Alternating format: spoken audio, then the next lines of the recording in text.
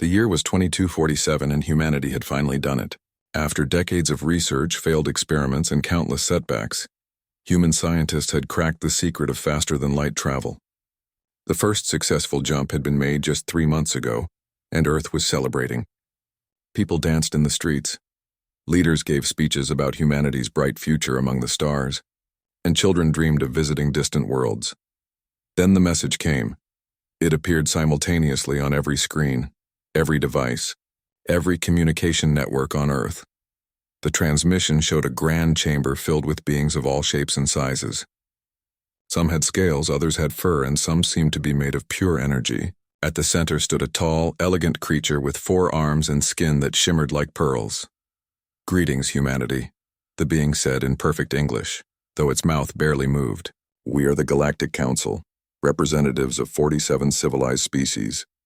We have watched your progress with great interest. You have finally taken your first steps into the greater galaxy. We wish to invite you to join us as a probationary member of our community." Earth's governments went into emergency sessions. Religious leaders debated the theological implications. Scientists analyzed every frame of the transmission, but the overwhelming response was joy. Humanity was not alone. They had been invited to join something bigger than themselves. Ambassador Chen Wei was chosen to lead Earth's delegation. She was 53 years old, brilliant, and had spent her career resolving conflicts between nations. If anyone could represent humanity's best qualities, it was her. 6 other delegates joined her: scientists, cultural experts, and military advisors. They boarded the ESS Horizon's Promise, Earth's newest and most advanced ship, and set course for the coordinates the Council had provided. The journey took 2 weeks. When they arrived at the Council station, Chen and her team were amazed.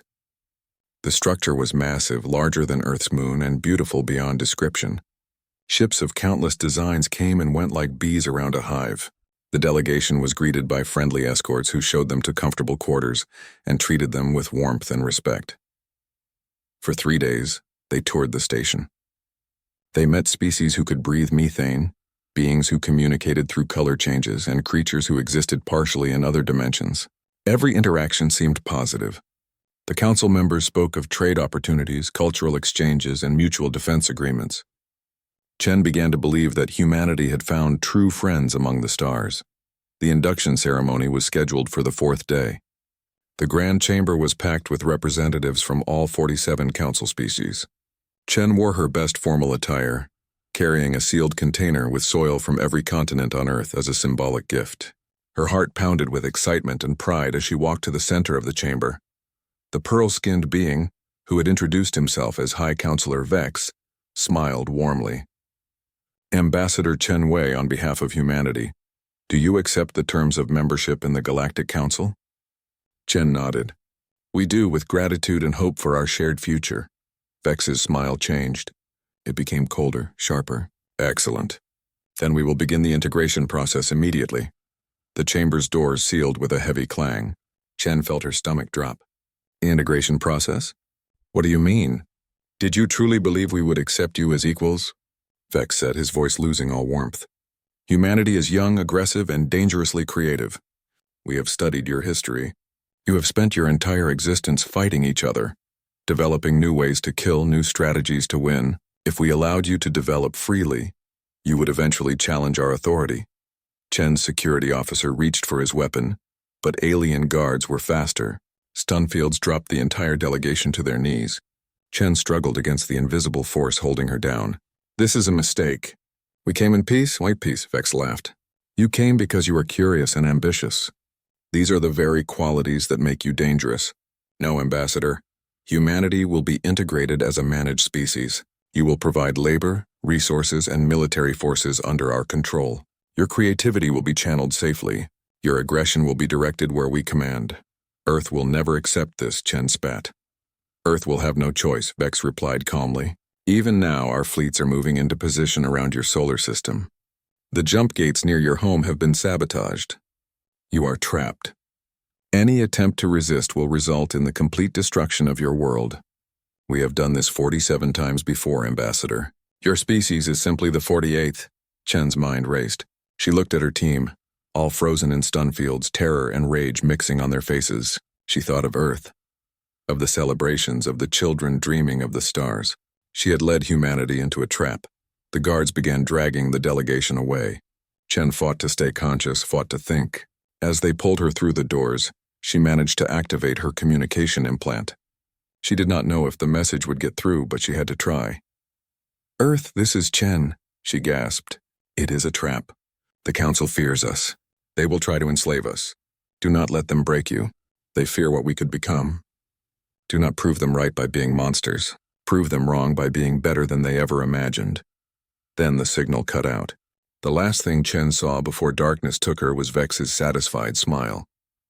He thought he had won. He thought humanity would accept their fate like the 47 species before them. He was about to learn how wrong he was.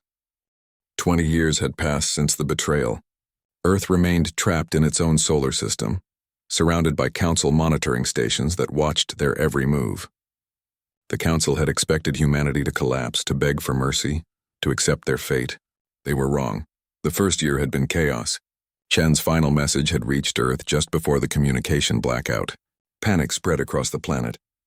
Governments argued about whether to fight or surrender. Some wanted to negotiate. Others demanded immediate military action. But then something remarkable happened. Humanity united in a way they never had before. The decision was made. They would not surrender, and they would not attack recklessly. They would survive, adapt, and prepare. Every nation contributed to the effort. Resources were pooled. Scientists from every country worked together. The military forces of Earth combined into a single unified command. It was not perfect, and there were still disagreements, but humanity had found a common enemy. The Council had sabotaged the jump gates near Earth, but they had left wreckage. Human salvage teams risked everything to recover pieces of the destroyed technology. Every fragment was studied, analyzed, and reverse-engineered. It was slow, dangerous work. 3 ships were lost in the early attempts, their crews becoming heroes whose names would be remembered forever. Dr. Sarah Okonkwo led the research team at the hidden facility on Mars. She was 32 when the betrayal happened, a brilliant physicist who had been working on Earth's original FTL drive. Now she had a new mission: create a jump drive that the Council could not detect or sabotage. They use quantum signatures to track jumps, she explained to her team during one late-night session. Every jump leaves a trace in subspace like footprints in snow. That is how they found us so easily. We need to jump without leaving footprints. Her team thought she was crazy. The laws of physics seemed to make it impossible. But Sarah refused to give up. She worked 18-hour days, sometimes sleeping in her lab. She studied the Council technology, human theories, and every piece of data they had collected. Slowly, impossibly, a solution began to form. Meanwhile, Earth was transforming. The asteroid belt became a massive construction zone. Ships were built in secret, hidden in hollowed-out asteroids and powered by careful energy management to avoid Council detection. These were not exploration vessels. These were warships designed with every lesson humanity had learned from centuries of warfare. The new generation was different. Children who had been young when the betrayal happened were now adults. They had grown up knowing that aliens had tried to enslave them. They were harder than their parents, more focused, more determined. They joined the military in record numbers. They studied constantly. They trained until their bodies broke, then trained some more. Admiral James Okoro was one of them. He had been 15 when Chen's message came through. He had watched his parents cry as they realized what had happened. That day he had made a promise to himself. He would free Ambassador Chen or he would die trying. Now at 35 he commanded a fleet that did not officially exist. His ships were crewed by the best and brightest humanity had to offer. They ran drills constantly, simulating battles against every Council species they had information about. They studied alien biology, psychology, tactics, and technology. Knowledge was their weapon, and they were arming themselves thoroughly. Intelligence gathering became crucial. Earth sent out tiny probes, barely larger than insects, that could slip past Council sensors. These probes hitchhiked on Council supply ships and monitoring vessels. They collected data slowly and carefully. Humanity learned about Council politics, their military strengths and weaknesses, and most importantly, they learned about the other species the Council had subjugated. The Council was not just 47 equal members. It was a hierarchy of conquerors and conquered. Some species, like the Droken, held positions of power and privilege. Others, like the Threen and the Voltar, were little more than slaves forced to provide resources and labor. The Council had built their civilization on the backs of the oppressed. This knowledge changed everything. Humanity's mission became clear. They would not just free themselves, they would free everyone. In year 19 of the isolation, Dr. Okonkwo had her breakthrough. The Ghost Drive, as it came to be called, used a completely different principle than Council technology. Instead of tearing through subspace, it slipped between dimensions, moving through spaces that did not quite exist in normal reality. It left no quantum signature, no energy trace, nothing that could be tracked. The first test was terrifying. The prototype ship ESS Whisper vanished from Mars orbit. For 6 hours, everyone held their breath. Then the ship reappeared exactly where it was supposed to. Exactly when it was supposed to. The pilot, Captain Maria Santos, stepped out with tears streaming down her face. "It works," she said simply. "We can go anywhere." Production began immediately. The Ghost Drive technology was installed in every ship in the hidden fleet. Pilots trained day and night to master the new system. It was difficult and required intense concentration, but it worked. Humanity finally had a way to bypass the Council's blockade. In year 20, everything was ready. Admiral Okoro stood on the bridge of the ESS Unbroken Dawn, the flagship of humanity's ghost fleet. Around him, 300 ships waited in the darkness of the outer solar system. Every crew member knew they might not come back. Every one of them volunteered anyway. "All ships report ready," his communications officer said. Okoro looked at the image of Earth on his screen, small and blue and beautiful. 20 years of suffering, 20 years of preparation, 20 years of waiting for this moment. "Send the message to Earth Command," he said. "Operation Liberation begins now." The Ghost Fleet vanished, leaving no trace. The Council monitoring stations detected nothing. As far as they knew, humanity was still trapped, still contained, still broken. They were about to learn the truth. The Council's Centennial Gathering was the most important event in galactic politics. Every 100 years, all 47 member species sent their highest leaders to Axis Prime, the Council's capital world, to celebrate their unity and strength. This year, 2267, was special. They would commemorate 20 years since humanity's containment. Proof that the Council's system worked perfectly. High Counselor Vex stood at the podium in the Grand Assembly Hall, his pearl-like skin gleaming under the lights. Thousands of beings filled the massive chamber, representing species from across the galaxy. Security was tight, but mostly for ceremony. No one had dared challenge the Council in over 500 years. 20 years ago, Vex announced, "We faced a potential threat. A young species called humanity showed dangerous levels of creativity and aggression. We made the difficult but necessary decision to integrate them before they could become a problem. Today, I am pleased to report that the containment has been completely successful. Humanity remains isolated in their home system, pacified and harmless." The assembly applauded. Some species cheered. Others, mostly the subjugated ones, remained silent. Vex smiled, basking in the approval. He began to speak again, detailing the Council's achievements and future plans. Then the lights went out. Emergency systems kicked in immediately, bathing the hall in red light. Vex's security detail surrounded him instantly. Confused murmurs spread through the assembly. The head of security, a massive Drokan warrior named Krug, barked into his communicator. "What is happening?" "Report." The response came through garbled and panicked. "Sir, we have multiple unidentified ships appearing throughout Council space. They just appeared, no jump signatures, no warning, The communication cut off. The massive view screens around the assembly hall flickered to life, overriding the Council's control systems. Every screen showed the same image, a human in a military uniform sitting calmly in a commander's chair.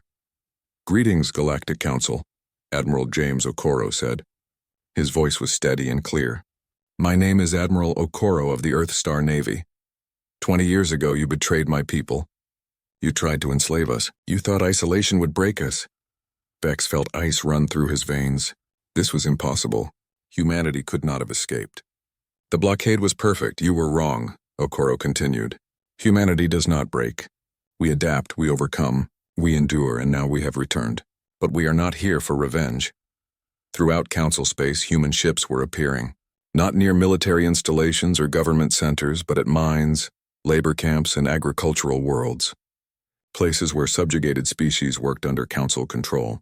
The Ghost Drive technology allowed them to appear anywhere. bypassing all defenses and sensors. On the Threen mining colonies of Sector 7, workers looked up in shock as human ships materialized in orbit. Dropships descended and armed humans emerged, but they were not attacking the workers. "We are here to free you," a human soldier said through a translator. "The Council has no authority here anymore. You are free to choose your own path." The Threen workers stared in disbelief. Freedom was a concept they barely remembered. Their species had been enslaved for 300 years. One elderly Threen stepped forward cautiously. "Why would you help us?" "You do not even know us," the human soldier smiled sadly. "Because we know what it is like to be betrayed. Because we know what it is like to be called dangerous for wanting to be free. Because if we do not help you, we are no better than them." Similar scenes played out across a dozen worlds. The Voltar agricultural workers, the Skren laborers, the Fennec researchers, all found human forces arriving not as conquerors, but as liberators. The humans brought weapons, supplies, and most importantly, a choice. Back on Axis Prime, chaos reigned. The Council's military command scrambled to respond, but the humans were everywhere and nowhere. Their ships appeared, completed their missions, and vanished before defenses could react. Traditional tactics were useless against an enemy that could not be tracked or predicted. Admiral Okoro's message continued on every screen. "We have studied you, learned from you, and prepared for this moment. We know your tactics, your strategies, your weaknesses. We have fought each other for thousands of years, and we learned to fight in ways you cannot imagine. You made us your enemy. You taught us what we were fighting for, and now you will face the consequences." The Council's military finally mobilized. The Drokan Imperial Fleet, the Council's most powerful force, launched from their home worlds. They had 5,000 warships, each crewed by warriors bred for combat. They were confident. No force in the galaxy could stand against them. They were wrong. The first engagement happened near the Voltar system. 300 Drokan ships jumped in, expecting to find a small human force. Instead, they found a coordinated fleet of humans and newly freed Voltar defending their homeworld together. The battle was brief and brutal. The humans fought like nothing that Drokan had ever seen. They used the asteroids as cover. They made impossible maneuvers that should have killed their crews from acceleration forces. They attacked from unexpected angles, retreated when it seemed they should press forward, and coordinated in ways that seemed chaotic but were devastatingly effective. Every human pilot had trained for years specifically for this. They knew Drokan tactics better than the Drokan knew themselves. They exploited every weakness, countered every strategy, and adapted faster than their enemies could react. When the battle ended, 200 Drokan ships limped away. The rest were destroyed or captured. Not a single human ship was lost. The news spread like wildfire. The invincible Drokan had been defeated by humans, by the species the Council had dismissed as primitive and dangerous. On Axis Prime, High Counselor Vex watched his perfect system collapse. Reports flooded in from across Council space. Subjugated species were rising up. Council authority was being challenged everywhere. And the humans were winning. He looked at Admiral Okoro's image still displayed on every screen. "What do you want?" Vex asked quietly, though he knew Okoro could not hear him. As if in answer, Okoro's message changed. "We do not come for conquest. We do not come to replace your tyranny with our own. We come to break chains. We come to offer a choice. Join us in building something better or stand aside. But the age of the Council's dominance is over. We are not asking for your permission. We are telling you what will be." The message ended. The screens went dark. And across the galaxy, the old order began to crumble. The Council had created their own worst enemy. They had given humanity 20 years to prepare, to unite, and to become something they had never been before. They had taught humanity what injustice looked like. And now they would learn what happened when humanity decided to fight for justice. The weeks following the liberation operations changed everything. What had been a stable galactic order for centuries now teetered on the edge of collapse.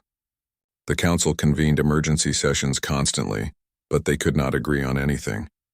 Some species wanted to destroy humanity completely, others wanted to negotiate, and a growing number were questioning whether the Council itself deserved to survive.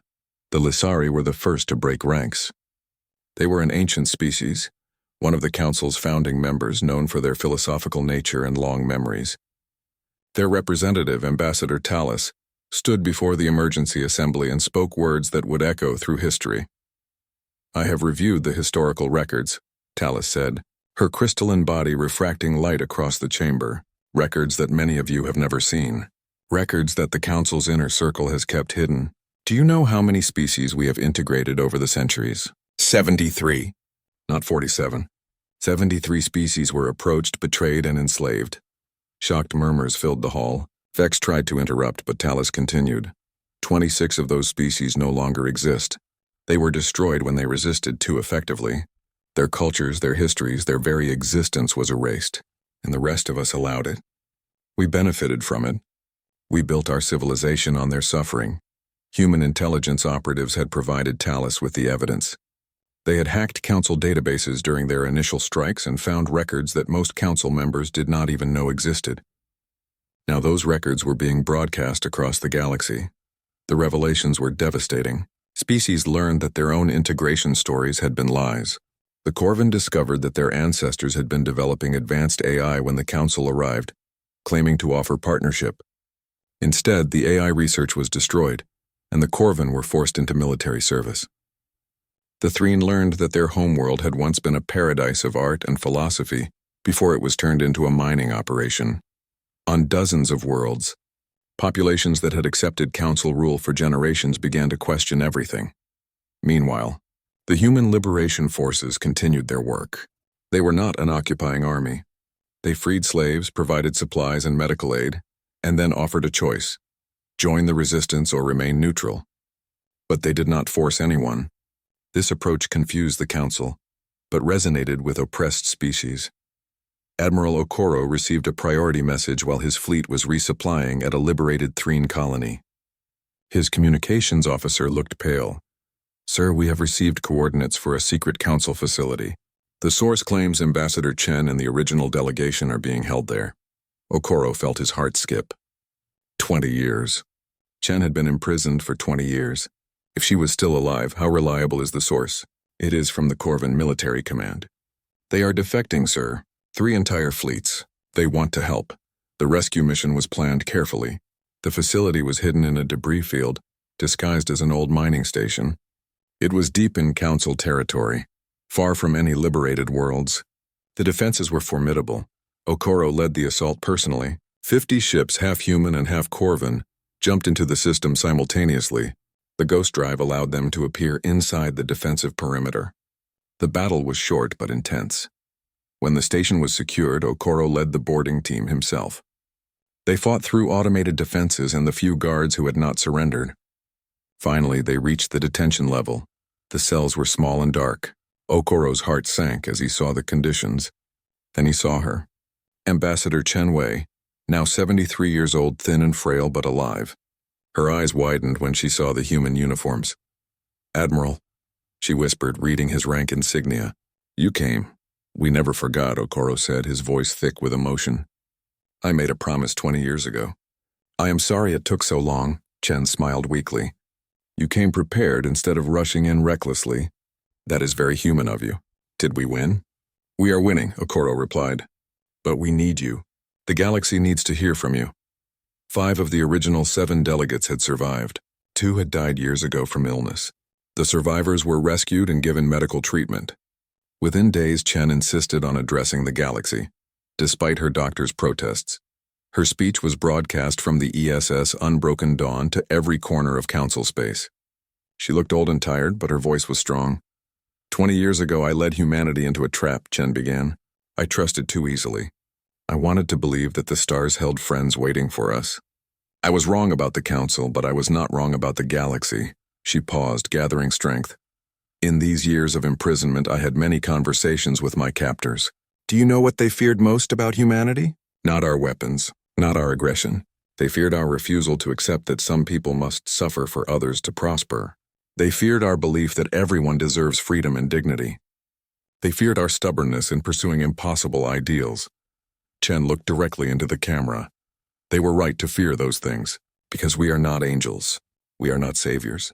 We are simply the first ones stubborn enough to say no. No, we will not accept slavery. No, we will not accept that this is just how things are. No, we will not stop fighting for a better galaxy." The impact was immediate. 3 more Council species formally withdrew and joined the resistance. The Lyseri, Corvin, and Threen formed an alliance with humanity, calling themselves the Galactic Commonwealth. They drafted a charter based on equality, consent, and mutual respect. But not everyone accepted the new order.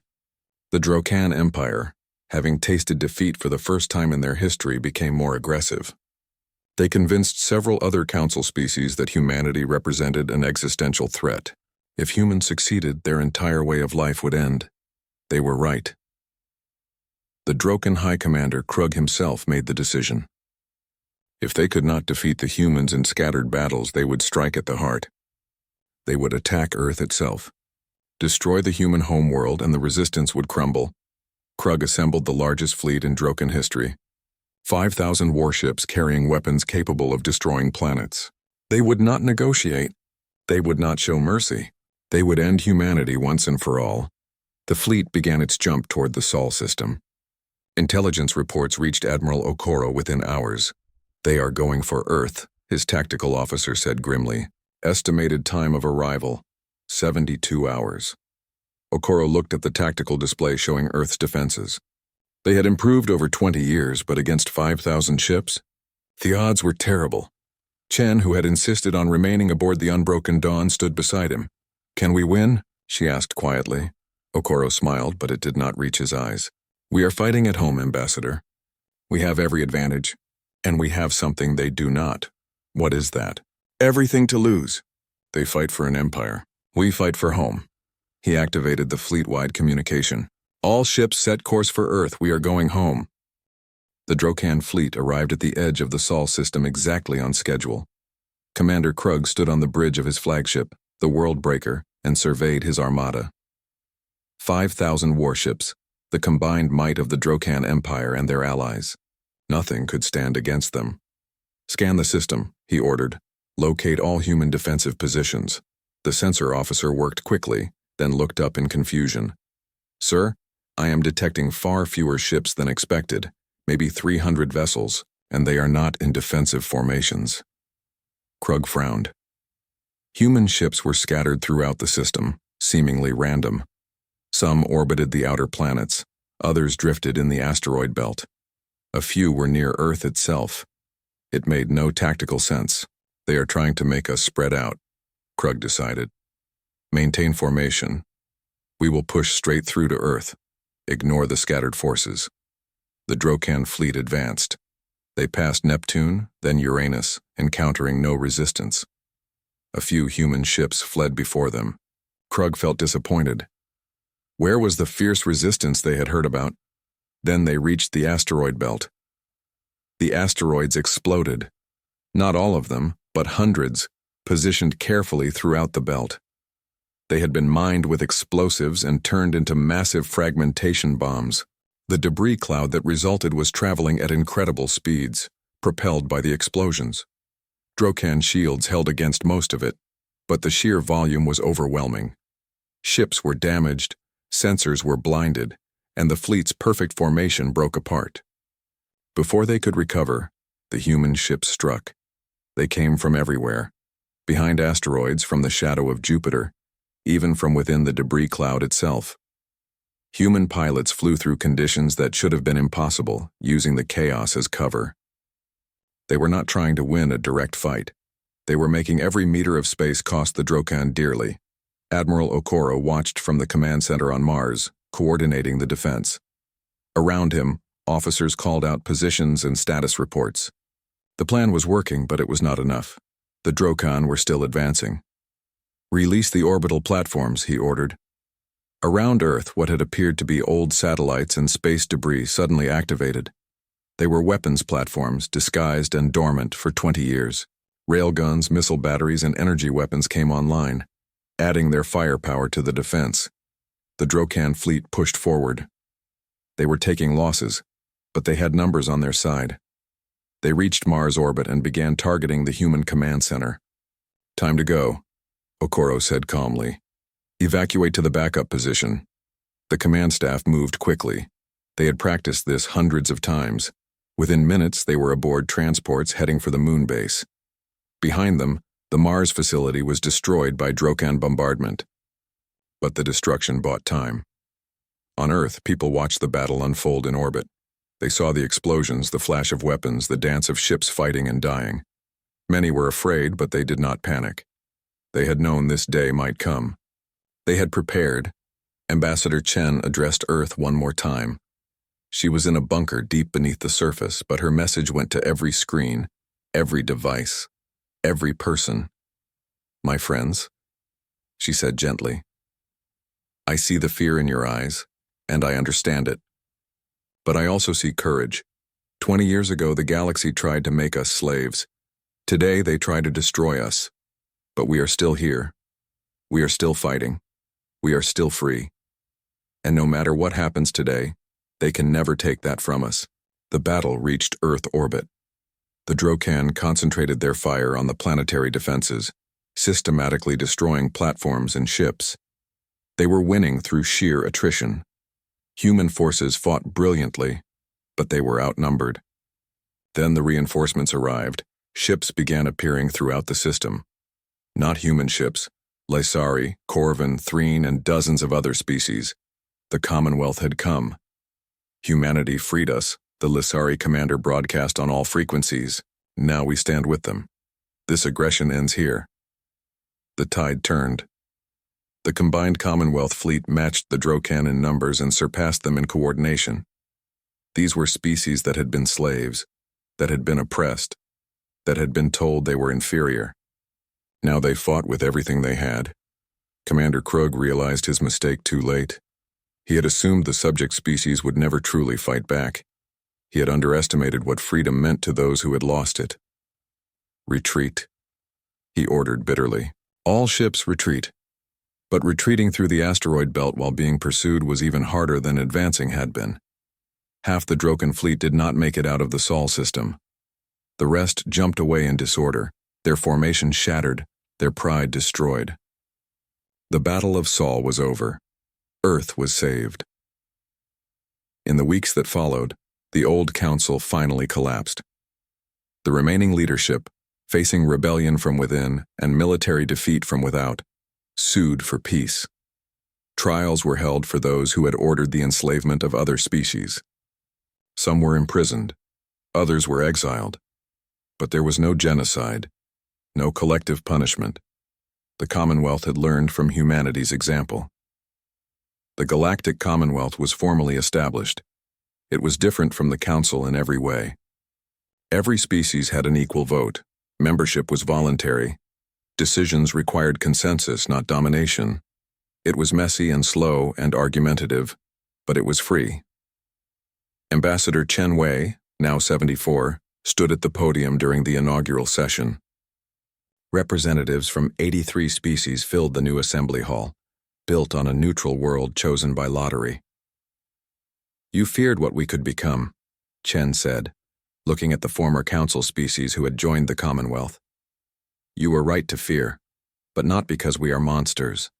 You feared us because we refused to accept injustice as inevitable, because we believe that everyone deserves dignity, because we are stubborn enough to fight for impossible dreams." She smiled, and her eyes sparkled with tears.